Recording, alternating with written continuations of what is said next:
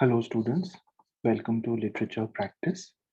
Today we look at the literature passage in the reading section of the 2021 March US SAT.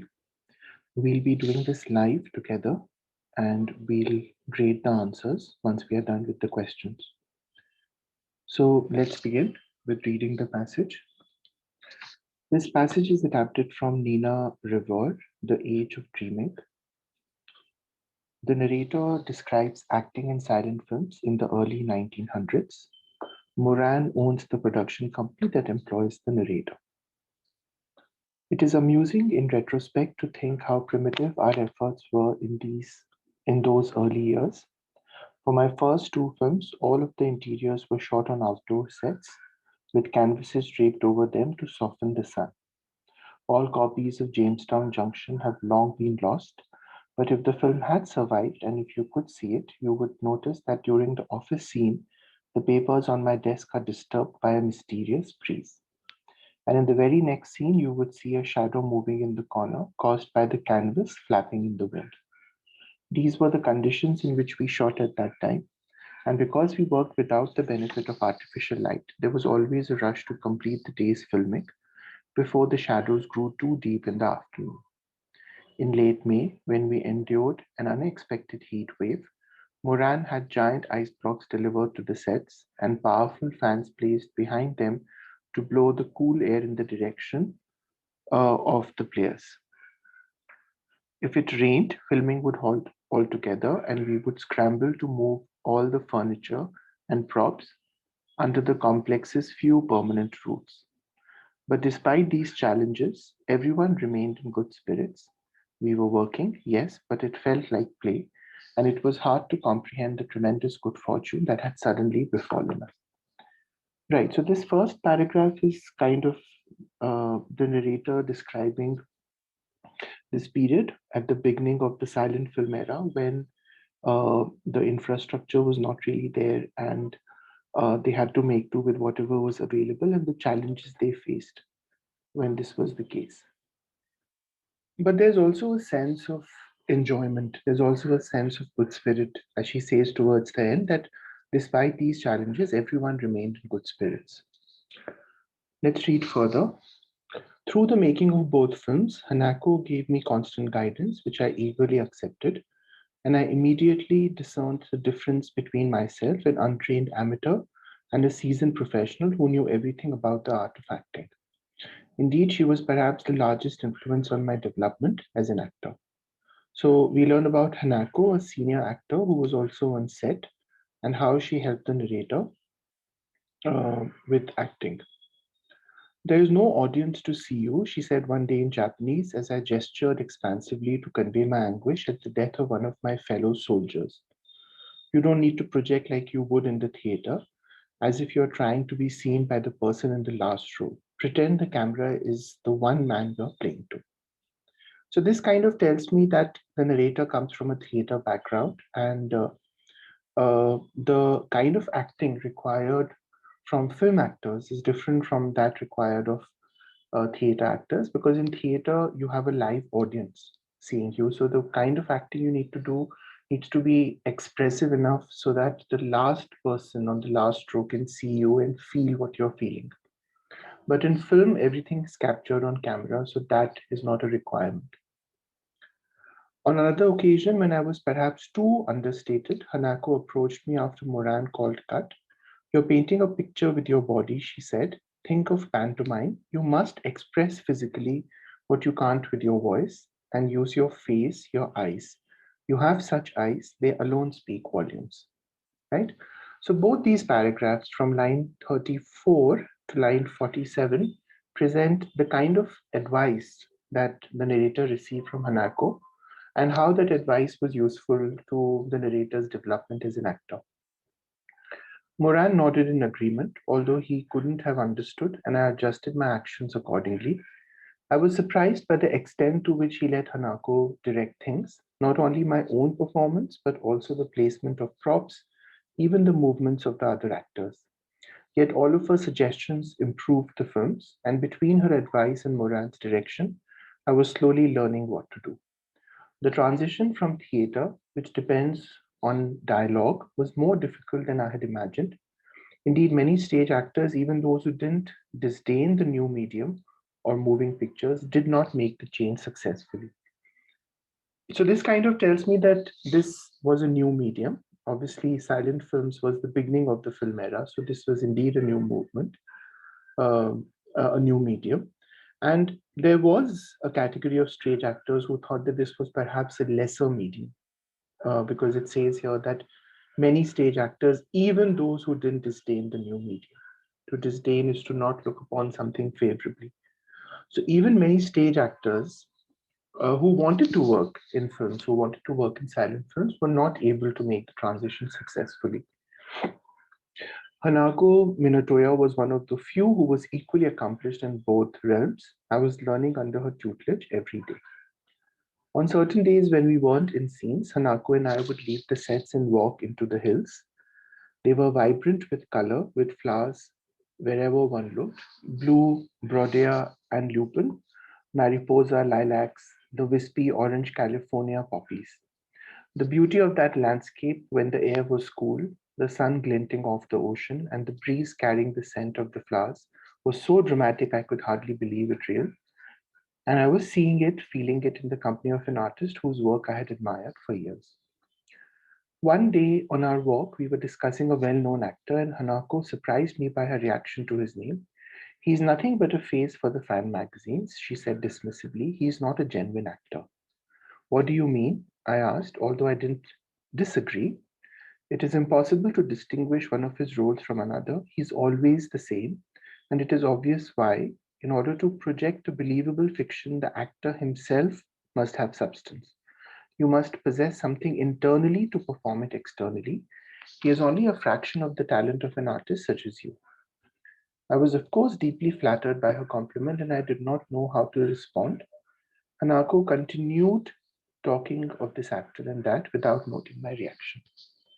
So, broadly, if you look at how this passage has progressed, you can see that it talks about the growth of this narrator into an actor. It talks about her time on the film set, um, the name of the film being Jamestown Junction, how this was an early part of the silent film era, and how there was still this sort of transition from theater acting to film acting, and how there were very few actors who did this well, and Hanako, who was the senior actor on set, was one of them. Okay, let's get to the questions. As used in line 2, primitive most nearly means. So line 2, primitive is here. It is amusing to think how primitive our efforts were in those years, right? Which is to say, uh, let's look at the options: basic, ancient, original, and natural. So I think the best answer for this should be basic, because she's trying to kind of paint a picture of a medium that is newly formed, right? And the film that she's working on is one of the first films in that respect. And so the entire setup was basic, right? So for question one, I think the answer should be A. So we'll write that down here. Okay. Question two, the narrator references Jamestown Junction primarily in order to. So if you go back and read here, it says, for my first two films, all of the interiors were shot on outdoor sets with canvases draped over them to soften the sun. All copies of Jamestown Junction have long been lost. But if the film had survived, so it's kind of, she references this in order to show how they were working on the set, how they were kind of improvising and trying to make do with whatever was available, right? So highlight a film that features acting that the narrator aims to emulate. That's not it, option A. Provide context for the tensions that later surface between the narrator and others. That's not correct either. Contrast the responsibilities of the director and the actors in film production. Again, that's not what that line is doing. Showcase the challenges posed by filming in an outdoor setting. So that is exactly what those lines are doing. They're talking about how, if you notice things carefully, you would see that this is what we were trying to do. So I'll go with D for question 2. The passage is written from the perspective of someone who, option A, realizes he cannot meet the challenges of pivoting to a new career. That seems extreme. I don't think that the narrator at any point says that he cannot meet those challenges, so it can't be A. Regrets not making more of an effort to achieve his professional goals. That's also not something that is brought up, but we can come back and see in case we don't find a better answer. Is enthusiastic about recent technological developments affecting his profession, and is nostalgic about experiences towards the beginning of his career. Okay, so let's get a sense of what exactly was. So I don't think that he's nostalgic because he kind of says, that our efforts were primitive. Um, right, these were the conditions in which we shot at the time. There was always a rush uh, without the benefit of artificial light. Right. Right. So it basically kind of talks about, yeah, so I would say that there is some sort sense of enthusiasm about recent technological innovations because there is a rush to complete the day's filming before the shadows grew. And because there was no artificial light, that was the condition in which they worked. Um, yeah, it doesn't really talk about how it doesn't really talk about how it was affecting his career or how he regretted making certain decisions. So yeah, I would go with C. C seems like a good answer. Yeah. It can most reasonably be inferred from the passage that as a young man, the narrator attributed his employment in films to his wide range of acting skills, the fan base he acquired as a stage actor, a lucky happenstance, his friendship with Hanako. Okay, let's actually work with the line numbers. So I'll quickly write down the line numbers here for question 5, because this is evidence for 4. So lines 11 to 15. Actually, I'll just write the numbers so that 11 to 15, 24 to 26, 27 to 28, and one more, 29 to 32. Okay. So let's read 11 to 15 first. We are looking for evidence for what the narrator attributed his employment in films to. So there were the conditions for which we shot at the time, and because we worked without the benefit of artificial lighting, so this obviously cannot be it. So I'll cancel 11 to 15. 24 to 26, we were working, yes, but it felt like plain. It was hard to comprehend this tremendous good fortune that had suddenly befallen me. So it does look like this could be a good answer because there is an option which talks about a lucky happenstance, right? So sudden befalling of tremendous good fortune. So I'll keep this for now. I'll look at 27 to 28. Through the making of both films, Hanako gave me constant guidance, right? So this is not really relevant to what he attributes his success to. And I immediately discerned the difference between myself uh, and yeah. So this is basically how he felt that he was very different in terms of his level of experience. So this doesn't really talk about his employment in films, right? So I think I'll go with C for question 4, and I'll go with B for question 5, which is lines this one, lines 24 to 26. Okay, question 6, as used in line 35, convey most nearly means. So let's look at line 35. Yeah, there is no audience to see you, she said one day in Japanese as I gestured expansively to convey my anguish, right? So this is like an emotion that he was trying to send across to the audience. So communicate my anguish, right? That would be the best answer. I'm trying to communicate uh, my anguish at the death of one of my fellow soldiers. So to communicate or to kind of send it across, as I said. So A is the best answer. Question 7. Based on the passage, in what way does Hanako most directly influence the narrator's development? She praises his skills as an actor to boost his confidence. She advises him on balancing popularity with artistic integrity. She shares lessons learned from having made the same career shift that he is making. She convinces Moran to allow the narrator to take on more problems. So I'm leaning towards C because there is a big part where she does talk about, Hanako does talk about how you don't have to apply the same rules on film that you do on stage, right? But I want to be sure, so I'll work with the line numbers in question 8. So there is 53 to 56. There is 61 to 63. There is 64 to 66. And there is 89 to 90. Okay, so let's look at where and how Hanako influences the narrator's growth.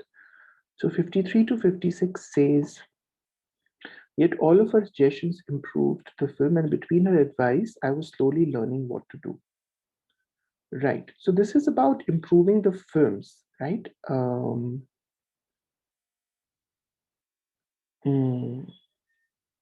Yeah, I don't think it's relevant here because it's about her advice on the films and the narrator generally learning from her. So we'll see. 61 to 63, who was Hanako Minatoya was one of the few who was equally accomplished in both realms. I was learning under her tutelage. So this obviously is my best answer because this is the best evidence for option C of question 7 because she had made the same shift and she was actually imparting lessons on how to use his knowledge of acting but not copy lessons from theater. Right, so 7, then I'm going with C, and 8, I'm going with B, but I'll quickly look at 64 to 66. On certain days when we weren't in scenes, we walked into the hills, so this is not really relevant. And 89 to 90, yeah, this is when she paid the narrator a compliment and he was flattered. But again, this is not something which is directly influencing the narrator's development. So I'll go with B for question 8.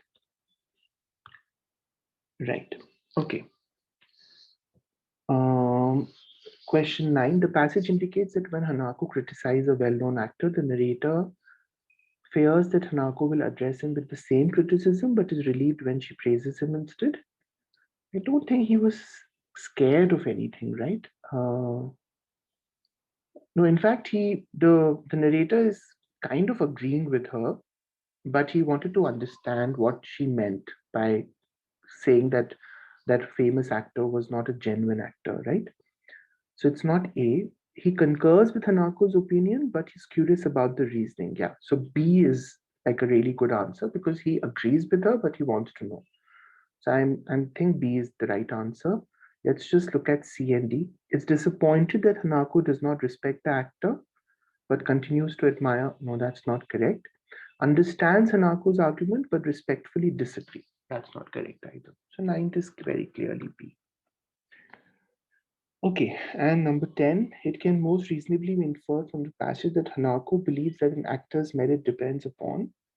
So again, I think this is quite obvious that an actor's merit depends upon the ability of the actor to take on different roles, right? Because when she was criticizing the well-known actor, she was saying he's always the same, right? He's always doing the same kind of role because if you want to be an effective actor and take on different roles, you need to be able to look within and kind of tap those reserves to be able to project a believable fiction, as she said.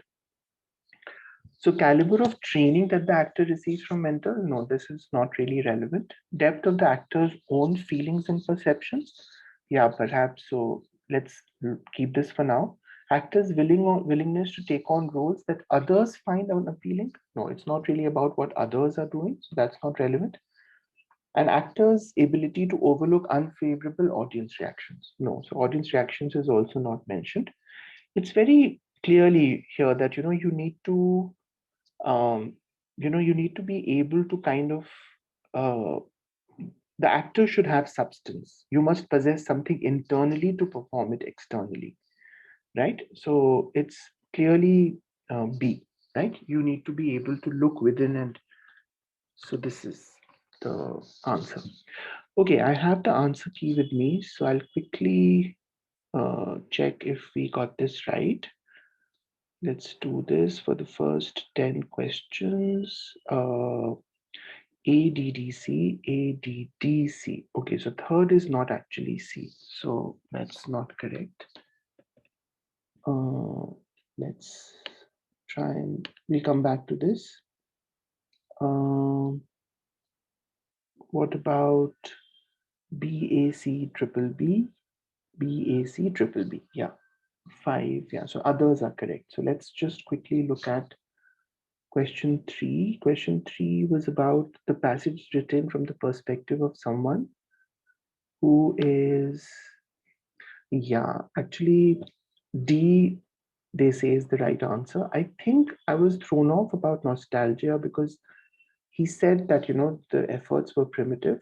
But actually, if you look at the last part of the first paragraph, it does say that he looks upon that time as something which was great and interesting. So there is a sense of nostalgia, and that's perhaps better documented in the passage compared with option C, which doesn't really talk about his enthusiasm, but talks about some of the new challenges and how they have improved filming.